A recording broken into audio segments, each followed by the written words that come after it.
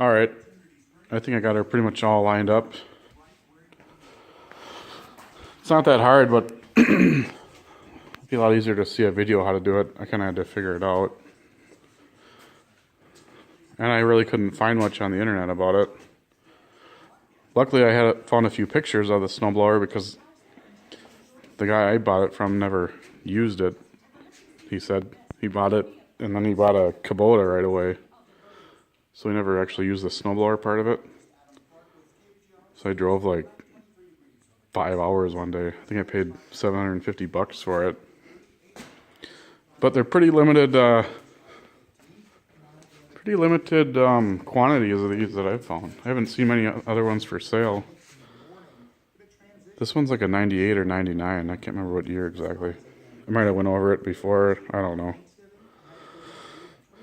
Anyway, all those scratches are from me. My driveway is... I got it set up so it's not dragging on the driveway, but it still shoots rocks to like a nice packed down base. But anyways, he didn't know about these bars here. They luckily I saw a picture and asked him about them, and he said, "Oh yeah, I never." Anyways, it just actually spreads the... I don't know if it spreads the weight out or spreads the load out more. It actually hooks up to the back attach-o-matic thing in the that I'll show you in a minute. So that piece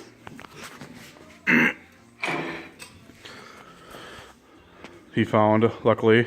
Otherwise, I was just gonna end up buying this front part. Then it didn't have this either.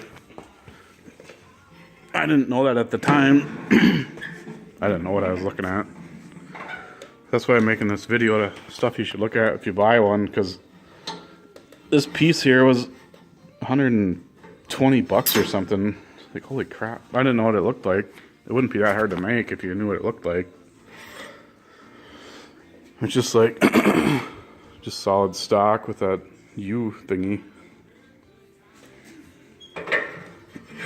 Oh, and it came with a... I can't remember if it came with a pin or if I had to buy that extra. Anyways.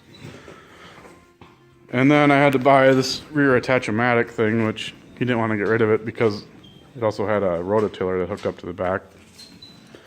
Which, looking back, I probably should have just bought that, because then it came with wheel weights and stuff too with it. I've discovered I don't need them. I'm pretty heavy. So, a lot of extra weight over the rear tires.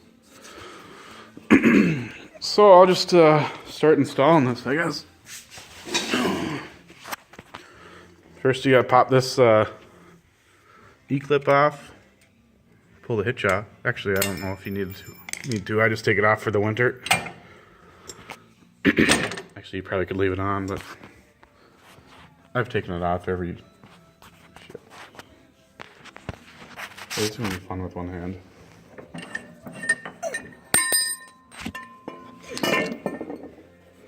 I'm just putting them back together quick. Probably can't see too much.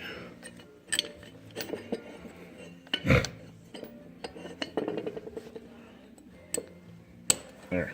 Got that out of the way. Actually made this little thing.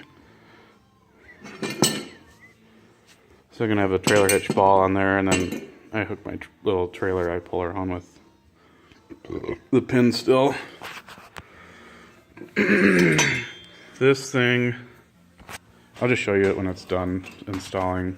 Otherwise this video is going to get kind of long. It takes forever for me to upload it. So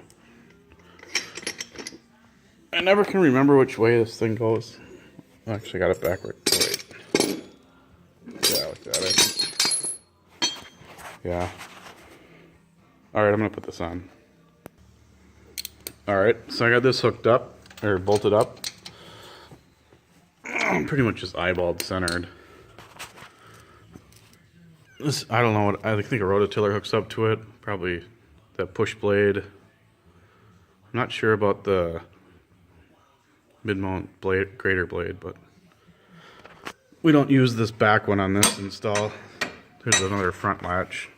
Push this in, push that down, and then I don't know if you can see it when it drops in. It's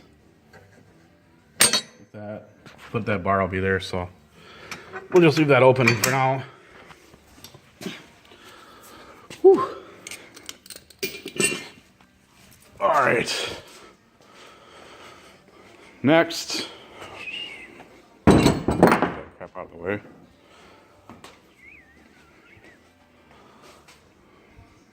Oh, what's next? Oh, hey, Lil. It's hunting season for Lil. Deer hunting in Wisconsin. We don't want any crazy hunters to shoot her.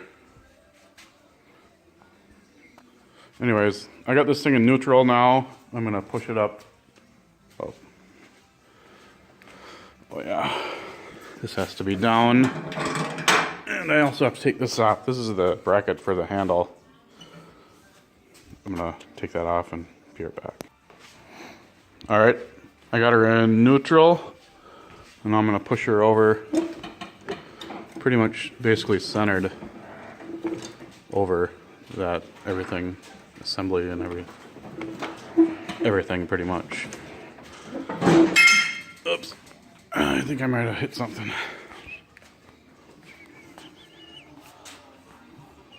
Oh. It's a pulley box thingy. Oh, maybe that's backwards.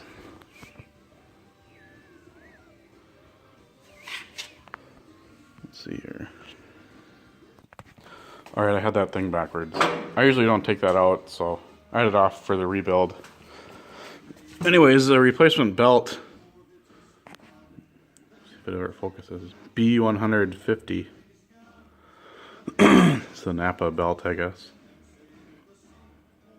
I'll just let you look at it. I didn't want to buy the Toro one, so I bought that. It was like half or a third of the price of the Toro one, and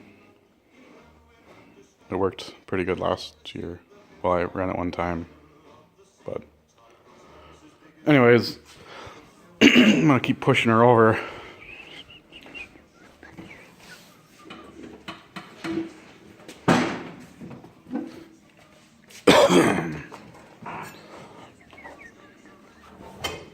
Okay, I guess.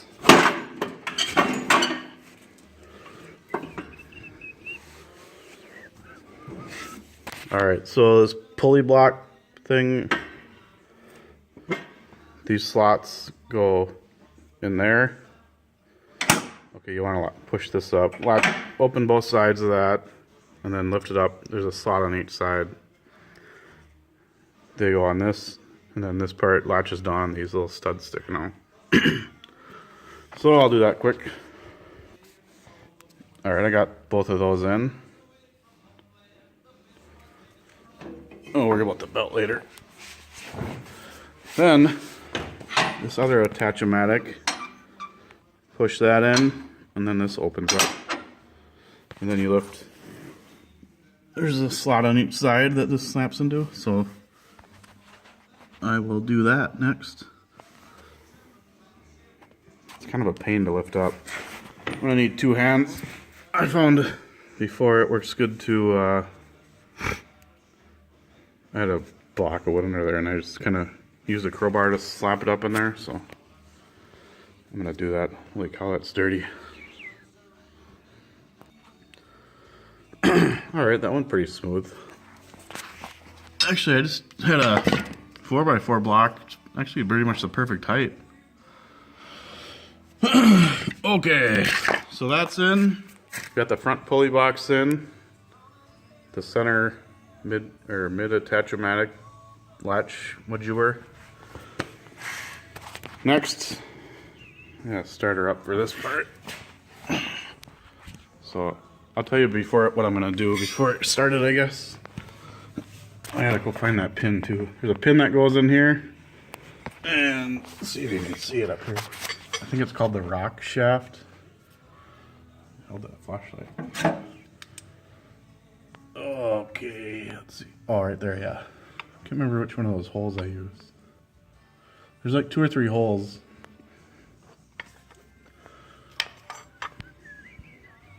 I'm talking about this thing. This thing actually was what lifts it. It's hydraulically controlled, but it's kind of, I don't know. It works good. Actually works well, but you can see the big ass oil filter on this thing for the transmission. The hydrostatic thingy. It's a pretty big freaking filter. Holds like 7 some quarts. I'll have to maybe do a video next time I change that. I just changed it before, but anyways,